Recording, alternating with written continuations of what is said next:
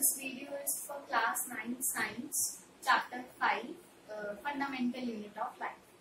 In the last video we have done nucleus, cytoplasm, इन सब की हमने properties, functions, कैसे work करते हैं nucleus, इन सब के बारे में हमने पढ़ा था.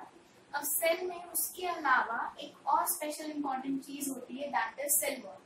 Mind it, cell wall is present only in the plant cell and it is not present in the animal cell. Earlier we have done that cells में एक outer covering होती है और उस outer covering को हम बोलते हैं cell membrane. वो outer covering plant cells में भी होती है और animal cells में भी होती है. That is semi permeable membrane जो entry and exit को control करने का काम करती है. But plant cell has an outer extra covering जिसको हम बोलते हैं cell wall. प्लांट सेल में उसके अलावा एक और कवरिंग होती है, आउटर मेम्ब्रेन होती है, that is called as cell wall and that is made up of cellulose. वो भी एक पॉलीसेकेराइड है, जैसे ग्लूकोज होता है, फ्रक्टोज होता है, उसी तरह से स्टार्च होता है, सेम उसी तरह से सेलुलोज होता है. ये भी प्रोटीन्स एंड लिपिड्स की तो बनी होती है, लेकिन इसमें मेन कंपोनेंट जो होता है वो क्या होता है, सेलुलोज. तो it is a non living. And एक और बात इंपॉर्टेंट जो ये है, नॉन लिविंग होती है. Plasma membrane that is living membrane, but cell wall कैसी होती है, नॉन लिविंग होती है. दूसरी बात, इसमें मेन कंपोनेंट क्या होता है, सेलुलोज होता है, which is a polysaccharide. Now it is also semi permeable membrane to various substances. ये भी बहुत सारे सब्सटेंसेस को अलाउ करती है, यानी एंट्री एंड एग्जिट को कंट्रोल करने का काम भी करती है. Now, what are the functions of cell wall? Cell wall की functions क्या क्या हैं? First of all, cell wall थोड़ी सी ज्यादा rigid होती है as compared to plasma membrane. Plasma membrane फिर भी ज्यादा flexible है, लेकिन cell wall उसकी comparatively rigid होती है. इसलिए पहली बात तो ये plant cell को एक shape provide करती है. देखो, animals movable होते हैं, मोबाइल होते हैं, तो वो अपनी जगह से मूव कर सकते हैं. अगर कोई भी एक्सट्रीम सिचुएशंस आती है, एनवायरमेंटल कंडीशंस कुछ इस तरह से होती हैं, तो एनिमल्स एक प्लेस से दूसरी प्लेस को मूव कर सकते हैं. तो एनिमल सेल्स इस तरह से अपने आप को प्रोटेक्ट कर लेते हैं. But plant has to stand erect in the even in extreme environmental conditions like rain और sunlight etcetera. So they have to tolerate such extreme conditions. इसलिए प्लांट सेल्स को एक एक्स्ट्रा प्रोटेक्शन मिली है in the form of cell wall. And वो cell wall cellulose की होने की वजह से, नॉन लिविंग होने की वजह से कंपैरेटिवली प्लाज्मा मेम्ब्रेन से ज्यादा हार्डर होती है और ज्यादा प्रोटेक्शन प्रोवाइड करती है. तो first of all it provides a particular shape to the plant cell. वो प्लांट सेल को एक पर्टिकुलर शेप प्रोवाइड करती है. प्लांट सेल्स में बड़ी सी वैक्यूल होती है, हम इसके बारे में भी डिस्कस करेंगे. उस वैक्यूल में वाटर फिलअप होने की वजह से और साथ साथ सेल वॉल होने की वजह से प्लांट सेल की शेप मेंटेन रहती है. So, what about the functions of cell wall? The cellulose provide the structural strength to the plant cell. जैसे भी हमने डिस्कस किया, structural strength support provide करती है plant cell. Then it makes the plant cell turgid. लेकिन उसके अलावा plant cell को turgidity provide करती है. Then it enables the plant cell to withstand the hypotonic solution and prevents bursting. इसके बारे में अभी हम डिस्कस करेंगे कि जब एक प्लांट सेल को हम हाइपोटोनिक सॉल्यूशन में रखते हैं तो क्या होता है. हमने पढ़ा था जब किसी एनिमल सेल को हम हाइपोटोनिक सॉल्यूशन में रखते हैं तो it gains the water and swells up. अब क्या होता है, प्लांट सेल में ये जो सेल वॉल है वो उतनी ज्यादा फ्लेक्सिबल नहीं है. तो क्या होता है, रिजिड होने की वजह से, लेकिन ये एक तरह से हेल्पफुल भी है प्लांट के लिए. ये प्लांट सेल को बर्स्ट होने से बचाती है. जब हमने प्लांट सेल को किसी हाइपोटोनिक सॉल्यूशन में रखा, it gains the water gain करते करते एक ऐसी सिचुएशन आती है जब प्लांट सेल ने बहुत सारा वाटर गेन कर लिया. अब उससे ज्यादा अगर वाटर गेन करेगा तो it will burst. For example, अगर आप एक बलून है, उसमें आप पानी डालते जाओ, एक टाइम ऐसा आएगा कि उसकी मेम्ब्रेन आउटर कवरिंग बर्स्ट हो जाएगी and the water will come out. Similar situation happen with the plant cell. लेकिन प्लांट सेल में ऐसा ना होने के लिए एक आउटर कवरिंग, एक्स्ट्रा कवरिंग है, दैट इज सेल वॉल. तो वो प्लांट सेल को बर्स्ट होने से बचाती है जब उसको हम हाइपोटोनिक सॉल्यूशन में रखते हैं. अभी हम इसके डिस्कस करेंगे इसके बारे में कि कैसे एक फिक्स अमाउंट ऑफ वाटर ही ऐड हो पाता है, उसके बाद नहीं हो पाता. तो it helps the plant cell to withstand the hypotonic solution and prevents bursting. Then it allows, जैसे हमने पढ़ा था ये सेमी परमिएबल मेम्ब्रेन, ये भी सेमी परमिएबल मेम्ब्रेन होती है, तो ये सब्सटेंसेस को तो अलाउ करती है। अब ऑब्वियसली प्लांट सेल के अंदर जो कुछ भी आएगा पहले सेल वॉल और फिर प्लाज्मा मेम्ब्रेन से होकर आएगा, तो सेल वॉल भी वेरियस यूजफुल सब्सटेंसेस को अलाउ करती है, ऐसे वेरियस हार्मफुल सब्सटेंसेस को इनसाइड टू आउटसाइड भी अलाउ करती है। तो ये जो एक्सचेंज ऑफ मटेरियल है ये प्लांट सेल वॉल के थ्रू भी होता है। It allows the exchange of water and other substances between cell and the external environment. Then the turgidity of the plant cell help the roots to penetrate the soil. Roots में अंदर deep जो soil है, soil के अंदर deep तक roots जाती हैं। वो क्यों जा पाती हैं? क्योंकि उसमें जो cell wall है वो turgid होने की वजह से, rigid होने की वजह से उसको deep penetrate करने में help करता है। देन स्टोमाटा टू ओपन, उसी तरह से स्टोमाटा को ओपन रहने में भी हेल्प करता है। And the plants to stand erect and leaves and flowers to be in the horizontal position. और इसी सेल वॉल की स्ट्रेंथ की वजह से प्लांट्स हमेशा इरेक्ट खड़े रहते हैं और जो ब्रांचेस हैं, लीव्स हैं, फ्लावर्स हैं, वो अपनी हॉरिजॉन्टल पोजीशन में मेंटेन रहते हैं। तो all this is possible because of cell wall. अब सेल वॉल कैसे वर्क करती है उसके बारे में अभी हम डिस्कस किया कि सेल वॉल का एक फंक्शन क्या होता है, दैट जब किसी प्लांट सेल को हाइपोटोनिक सॉल्यूशन में रखते हैं तो वो प्लांट सेल को बर्स्ट होने से बचाती है। अब हम डिस्कस करेंगे कि क्या चेंजेस आते हैं जब हम एक प्लांट सेल को हाइपोटोनिक सॉल्यूशन में रखते हैं और कैसे सेल वॉल प्लांट सेल को बर्स्ट होने से बचाती है। अब सबसे पहले हाइपोटोनिक सॉल्यूशन क्या होता है? जब बाहर वाटर की कॉन्सेंट्रेशन ज्यादा है एंड अंदर वाटर की कॉन्सेंट्रेशन क्या है? कम। अब ये कोई मीडियम जहां बाहर वाटर की कॉन्सेंट्रेशन ज्यादा है एंड इनसाइड वाटर की कॉन्सेंट्रेशन कम है, इसमें हमने एक प्लांट सेल को प्लेस किया। ये प्लांट की सेल वॉल हो गई, ये हो गई सेल मेम्ब्रेन, और ये प्लांट सेल का ये न्यूक्लियस एंड बड़ी सी वैक्यूल। अब जैसे ही बाहर वाटर की कॉन्सेंट्रेशन ज्यादा है तो this water will move inside due to endosmosis, और वो कुछ वाटर यहाँ पर वैक्यूल में कलेक्ट हो जाता है। तो by the process of endosmosis cell will gain the water and the cell will start swelling up, swell up होना स्टार्ट हो जाएगा। अब इसकी वजह से यहाँ पर सेल के अंदर एक प्रेशर डेवलप हो जाएगा, हाइड्रोस्टैटिक प्रेशर, क्योंकि वो प्रेशर वाटर के, जब कहीं पर वाटर आए जा रहा है तो वहां पर क्या क्रिएट होगा? हाइड्रो मतलब वाटर, हाइड्रोस्टैटिक प्रेशर। अब जिसकी वजह से ये सेल स्वेलअप होना स्टार्ट होगा।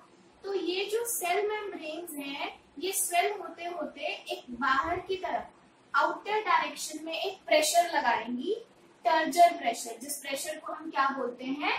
टर्जर pressure. Because of that hydrostatic pressure cell के अंदर बना, जिसकी वजह से सेल स्वेलअप होना शुरू हुआ, और ये जो सेल मेम्ब्रेन है ये सेल वॉल के ऊपर, क्योंकि सेल वॉल तो रिजिड है, तो ये सेल वॉल के ऊपर एक प्रेशर लगा रही है स्वेल होने के लिए, और ज्यादा स्वेल होने के लिए, दैट इज टर्जर प्रेशर। लेकिन हमें पता है कि ये सेल वॉल तो रिजिड होती है, ये तो मूव नहीं कर सकती ज्यादा, तो बदले में देखो यहाँ पर आउटर क्या लग रहा था, आउटसाइड डायरेक्शन में क्या लग रहा था? Outward turgor pressure.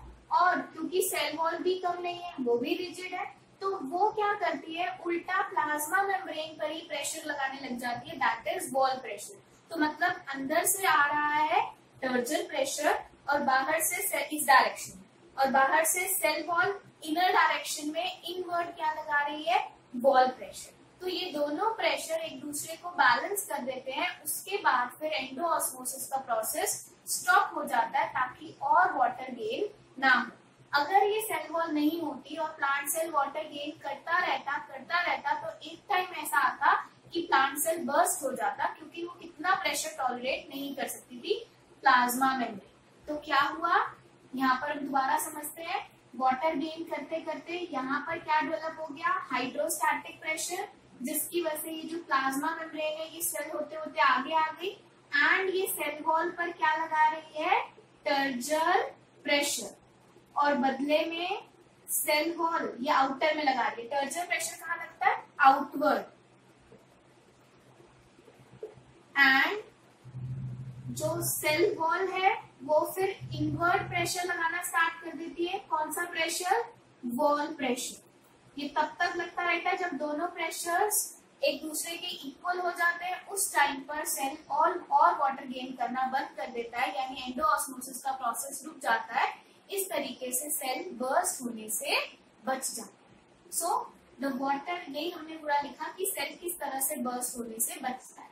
So the water accumulated inside the cell due to endoosmosis results in hydrostatic pressure. Endosmosis के प्रोसेस की वजह से सेल के अंदर वाटर एक्यूमुलेट होता जा रहा है, तो सेल के अंदर एक प्रेशर डेवलप हो गया, that is called as hydrostatic pressure. The pressure of water presses the cell membrane against the cell wall, जिसकी वजह से ये सेल मेम्ब्रेन सेल वॉल के अगेंस्ट प्रेस होगी and it will apply a turgid pressure। और क्या apply करेगी? Cell wall के ऊपर एक प्रेशर लगाएगी, that is turgid pressure। Then the cell wall भी highly rigid है, elastic है, that tends to come back, वो वापस अपनी पोजीशन पे आना चाहेगी। तो it exerts an equal and opposite, इसने outward लगाया था, उसने inward लगाया, the pressure on the protoplasm which is known as wall pressure. अब इस तरह की ये जो सिचुएशन क्रिएट होती है, इसी को बोलते हैं टर्जिडिटी। ये जो टेंशन क्रिएट हो गई, प्लाज्मा मेम्ब्रेन आउटवर्ड डायरेक्शन में प्रेशर लगा रही है, सेल वॉल इनर डायरेक्शन में प्रेशर लगा रही है, तो जिसकी वजह से सेल एक रिजिड सी शेप ले लेता है, जिसको बोलते हैं हम turgidity. This state of tension is called turgidity and such a cell is called turgid cell. इसलिए हमने छोटी क्लासेस में पढ़ा होगा, when a plant cell gains water, it becomes turgid and it helps the cell to maintain a shape, जिसकी वजह से cell की एक पर्टिकुलर शेप भी मेंटेन रहती है उस turgid cell. Thus, plant cells can withstand much more internal pressure or changes in the external medium as compared to the animal cell। अब क्योंकि एनिमल सेल में कोई ऐसी सेल वॉल नहीं है, कोई वॉल प्रेशर नहीं है, तो टर्जिडिटी की सिचुएशन भी क्रिएट नहीं होती, जिसकी वजह से एनिमल सेल्स उतना प्रेशर, एक्सटर्नल प्रेशर टॉलरेट नहीं कर सकते जितना कि प्लांट सेल कर सकते हैं। तो हमने देखा कि किस तरीके से हाइपोटोनिक मीडियम में प्लेस करके भी प्लांट सेल बर्स्ट होने से बच जाता है because of the presence of cell wall. This is the very important function of cell wall. If a plant cell is placed in hypertonic medium, अभी हमने हाइपोटोनिक का केस पढ़ा था कि जब हम प्लांट सेल को हाइपोटोनिक सॉल्यूशन में रखते हैं तो एंडोऑस्मोसिस होता है और कैसे सेल वॉल उसको बर्स्ट होने से प्रिवेंट करती है। अब हम देखते हैं कि हाइपरटोनिक मीडियम में जब हम किसी प्लांट सेल को रखते हैं तो क्या होता है। देखो, याद रखना है इस बात को कि सेल वॉल रिजिड है, वो उतनी फ्लेक्सिबल नहीं है। तो ये एक प्लांट सेल है और ये उसका inner cell content, plasma membrane and all. लेकिन जब हम इसको हाइपरटोनिक सॉल्यूशन में रखते हैं, हाइपरटोनिक सॉल्यूशन क्या होता है? जहां बाहर वाटर की कंसंट्रेशन कम है, अंदर सेल के अंदर वाटर की कंसंट्रेशन ज्यादा है।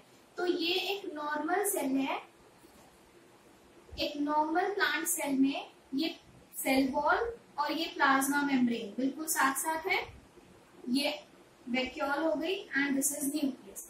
जैसे ही हमने इसको हाइपरटोनिक मीडियम या हाइपरटोनिक सॉल्यूशन में रखा तो सेल वॉल तो वहीं की वहीं रहेगी, but the cell will lose water by the process of exosmosis. Cell exosmosis के प्रोसेस से जब वाटर लूज करता जाएगा तो सेल क्या हो जाएगा? श्रिंक हो जाएगा। वो तो एनिमल सेल में भी होता है, लेकिन यहाँ पर क्या हुआ? सेल का इनर कंटेंट, प्लाज्मा मेम्ब्रेन, सब कुछ क्या हो गया? श्रिंक हो गया। लेकिन सेल वॉल क्योंकि वो रिजिड है, वो अपनी पोजीशन पे रही, तो मतलब सारा सेल कंटेंट सेल वॉल से अवे चला गया, दूर चला गया, श्रिंक हो गया। This situation is called as plasmolysis. इस सिचुएशन को हम क्या बोलते हैं? Plasmolysis. And such a cell is called as plasmolysed cell. ऐसे सेल को बोला जाता है plasmolysed cell. So when a plant cell is placed in hypertonic solution, it undergoes exoosmosis।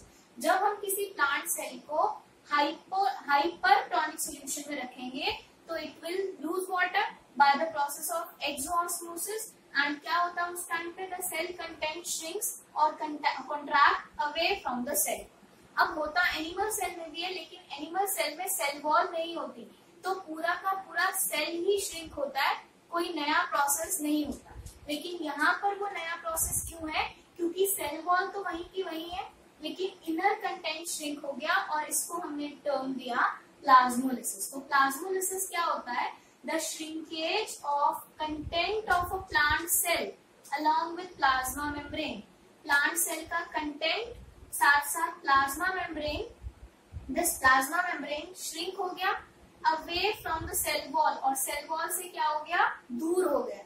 कब, when a plant cell is placed in hypertonic solution, जब एक plant cell को hypertonic solution में प्लेस किया जाता है। This is called plasmolysis. इस process को बोला जाता है plasmolysis and the cell is called plasmolysed cell.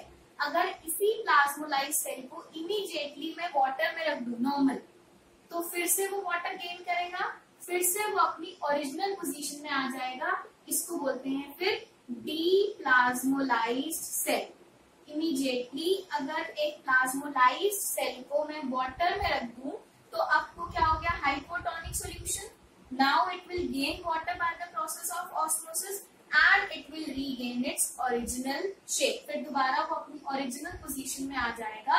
इस प्रोसेस को बोलते हैं डीप्लाज्मोलिसिस and now the cell is called deplasmolized. There are various cell organelles present in the plant cell as well as in the animal cell. जैसे हमारे अंदर बहुत सारे organs होते हैं, हर ऑर्गन का एक पर्टिकुलर फंक्शन होता है टू कैरी आउट। सिमिलरली एक एक सेल के अंदर भी बहुत सारे छोटे छोटे ऑर्गन्स होते हैं जिनको ऑर्गेनेलीज कहते हैं, सेल ऑर्गेनेलीज। उन सेल ऑर्गेनेलीज की सबकी अपनी अपनी एक मेम्ब्रेन होती है जो उनकी इनर कंटेंट को आउटर एनवायरमेंट से सेपरेट करने का काम करती है। देन हर एक सेल ऑर्गेनेली का एक अपना फंक्शन है ताकि पूरा का पूरा सेल इफेक्टिवली कोई भी काम को एफिशिएंटली कर पाए। तो जैसे जिसको हम डिवीजन ऑफ लेबर कहते हैं, मीन्स वर्क को डिवाइड करके करने को कहते हैं डिवीजन ऑफ लेबर। तो क्या हुआ, एक सेल को जो भी काम करने थे उसको एफिशिएंटली करने के लिए उसमें बहुत सारे सेल ऑर्गेनेलीज हैं। हर सेल ऑर्गेनेली का एक अपना पर्टिकुलर फंक्शन है so that cell can work effectively. This is called division of labor.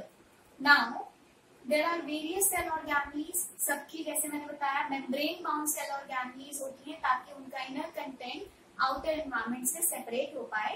पहला cell organelle है हमारे पास endoplasmic reticulum, that is ER। ये जो endoplasmic reticulum होते हैं, these are tube-like vesicles or sheet-like vesicles that form a network in the cell cytoplasm। पूरे cytoplasm में ये एक नेटवर्क की तरह होता है। ये ट्यूब-लाइक होते हैं या समटाइम्स शीट-लाइक वेसिकल्स की फॉर्म में होते हैं जिन्होंने पूरे साइटोप्लाज्म को कवर किया होता है। दे फॉर्म्स अ चैनल। ये चैनल की तरह पूरे साइटोप्लाज्म में सिचुएटेड होते हैं। इनकी अलग अलग शेप हो सकती है। समटाइम्स ये ट्यूब्यूलर होते हैं, समटाइम्स ये स्फेरिकल होते हैं, समटाइम्स ये लॉन्ग वेसिकल्स की फॉर्म में होते हैं। चाहे कोई भी शेप हो लेकिन फंक्शन इनका सेम ही रहता है और मेनली ये पूरे चैनल की तरह नेटवर्क बना लेते हैं पूरे सेल के अंदर। इनकी मेम्ब्रेन्स बिल्कुल प्लाज्मा मेम्ब्रेन जैसी ही मेम्ब्रेन्स होती हैं। Now endoplasmic reticulum are of two types. RER means rough endoplasmic reticulum and SER means smooth endoplasmic reticulum. Rough endoplasmic reticulum क्यों बोला गया इसको, क्योंकि जब माइक्रोस्कोप में इसकी अपीयरेंस देखी जाती है तो it appears rough. Under the microscope its surface appears rough. Why its surface appears rough? Because it has ribosomes. इसके surface पर बहुत सारे ribosomes होते हैं। As we know, ribosomes are the protein factories. जब भी सेल के अंदर प्रोटीन बनेगा राइबोसोम्स में बनेगा। तो जैसे RER की मेम्ब्रेन्स पर राइबोसोम्स होते हैं, इसका मतलब वो प्रोटीन बनाने का काम भी करते हैं। स्मूथ एंडोप्लाज्मिक रेटिकुलम को स्मूथ क्यों बोला गया, क्योंकि इनके सरफेस पे कोई राइबोसोम्स नहीं होते, जिसकी वजह से जब इनको माइक्रोस्कोप में देखा जाता है तो इनका सरफेस स्मूथ दिखता है unlike RER। Now what are the functions of endoplasmic reticulum? जैसे हमने डिस्कस किया, एक तो ये पूरे नेटवर्क की तरह पूरे सेल में डिस्ट्रीब्यूटेड है, जिसकी वजह से ये सेल को एक पर्टिकुलर शेप भी प्रोवाइड करता है। सेकेंडली, ये चैनल की तरह डिस्ट्रीब्यूट होने की वजह से ये चीजों को, सब्सटेंसेस को, डिफरेंट मटेरियल्स को सेल के एक पार्ट से दूसरे पार्ट में थ्रू द साइटोप्लाज्म पहुंचाने का काम करता है, ट्रांसपोर्टेशन का काम करता है। उसके अलावा सेल से न्यूक्लियस या न्यूक्लियस से सेल में भी अगर कोई सब्सटेंस ट्रांसपोर्ट होना है तो वो थ्रू एंडोप्लाज्मिक रेटिकुलम हो सकता है। फिर हमने जैसे डिस्कस किया था, आरईआर में प्रोटीन सिंथेसाइज होते हैं, एसईआर में राइबोसोम्स नहीं होते, इसलिए वो प्रोटीन नहीं बनाता बट वो फैट्स एंड लिपिड्स बनाता है। तो प्रोटीन, फैट्स एंड लिपिड्स तीनों ही ईआर एंडोप्लाज्मिक रेटिकुलम फॉर्म कर सकते हैं। अब ये ईआर जो राइबोसोम, ईआर जो प्रोटीन, फैट्स एंड लिपिड्स बनाते हैं, इनकी हेल्प से सबकी मेम्ब्रेन्स बनती है, हर एक सेल की मेम्ब्रेन, हर एक सेल ऑर्गेनेली की मेम्ब्रेन्स। तो that process of formation of membranes from proteins, fats and lipids which are synthesized by ER, that is called as membrane biogenesis. Now हम one by one इनके functions को इससे discuss करते हैं। The functions of endoplasmic reticulum. The network of endoplasmic reticulum provides mechanical support to the cytoplasm. जैसे हमने discuss किया, ये network की तरह पूरे सेल में फैला होता है, जिसकी वजह से ये पूरे सेल को एक network और mechanical support provide करता है। Secondly, it serves as a channel for transport of various substances between different parts of the cytoplasm or between the nucleus and the cytoplasm. As we discussed, ये channel की तरह पूरे cell में distributed है, जिसकी वजह से सेल के एक पार्ट से दूसरे पार्ट में साइटोप्लाज्म में कुछ भी ट्रांसपोर्ट होना है, या न्यूक्लियस से साइटोप्लाज्म या साइटोप्लाज्म से न्यूक्लियस में कुछ भी ट्रांसपोर्ट होना है, तो उसमें एक बहुत इंपॉर्टेंट रोल प्ले करता है endoplasmic reticulum. Then the RER helps in protein synthesis while SER helps in the lipid synthesis. The RER क्योंकि उस पर राइबोसोम्स होते हैं, वो प्रोटीन बनाने का काम करता है। SER पर राइबोसोम्स नहीं होते, लेकिन वो फैट्स एंड लिपिड सिंथेसाइज करने का काम करता है। Then the protein and the lipid synthesized by ER membranes helps in the synthesis of cellular membranes. जैसे हमने बताया था, प्रोटीन, फैट्स और लिपिड्स की हेल्प से सेल्स के और सेल ऑर्गेनेल्स की जितनी भी मेम्ब्रेन्स हैं, कवरिंग्स हैं, वो बनाने का काम करता है। And this process is called as biogenesis. इस प्रोसेस को क्या कहते हैं हम? Biogenesis. Then the membranes of SER have numerous enzymes. Enzymes क्या होते हैं? बायोकैटलिस्ट, जो किसी लिविंग बॉडी या लिविंग सेल के अंदर किसी रिएक्शंस को कैरी आउट करने में हेल्प करता है, उसको बोलते हैं एंजाइम्स। अब हमारे सेल्स के अंदर भी बहुत सारी रिएक्शंस चलती रहती हैं, उन रिएक्शंस को कैरी आउट करने में या फैसिलिटेट में जो सब्सटेंसेस हेल्प करते हैं, उनको कहते हैं हम एंजाइम। तो एसईआर के सरफेस पर बहुत सारे एंजाइम्स होते हैं जो वेरियस बायोकेमिकल रिएक्शंस को कैटेलाइज करते हैं, मींस फैसिलिटेट करते हैं या फास्ट करते हैं, स्पीड अप करते हैं। Then the SER brings about the detoxification. उसके अलावा एसईआर सेल के अंदर कोई ड्रग्स या कोई टॉक्सिक सब्सटेंसेस अगर एंटर हो जाते हैं तो उन सब्सटेंसेस का डिटॉक्सिफिकेशन भी करते हैं। लेकिन कौन से सेल्स के अंदर? In the liver cells of vertebrates. Vertebrates जैसे ह्यूमन बींग्स, उनके लिवर सेल्स में अगर कोई टॉक्सिक सब्सटेंसेस या ड्रग्स आ जाते हैं, उन टॉक्सिक सब्सटेंसेस को या ड्रग्स को डिटॉक्सिफाई करने का काम कौन करते हैं? SER means smooth endoplasmic reticulum. Then the membranes of ER are the site of ATP synthesis. अब जैसे ER के मेम्ब्रेन पर प्रोटीन बना एंड उससे थोड़ी बहुत एनर्जी भी बनती है, सेल में जब भी एनर्जी स्टोर होती है वो ATP की फॉर्म में होती है। ATP stands for adenosine triphosphate. तो ATP को energy currency of the cell भी कहा जाता है। सेल को जब भी एनर्जी चाहिए होगी वो कहाँ से मिलेगी? ATP से मिलेगी, और वो ATP भी ER बनाने का काम करता है। तो it is the site of ATP synthesis also. तो these are all functions of endoplasmic reticulum. I hope this is clear to you. आज हमने सेल वॉल, एंडोप्लाज्मिक रेटिकुलम के बारे में पढ़ा, ऐसे और भी सेल ऑर्गेनेल्स है जिनको हम नेक्स्ट वीडियो में डिस्कस करेंगे। तब तक के लिए इसको पढ़िए अच्छे से, एंड इनमें क्वेश्चन, इस पर बेस्ड जितने भी क्वेश्चंस होते हैं उनको अच्छे से सॉल्व करिए और मेरे से डाउट्स पूछिए।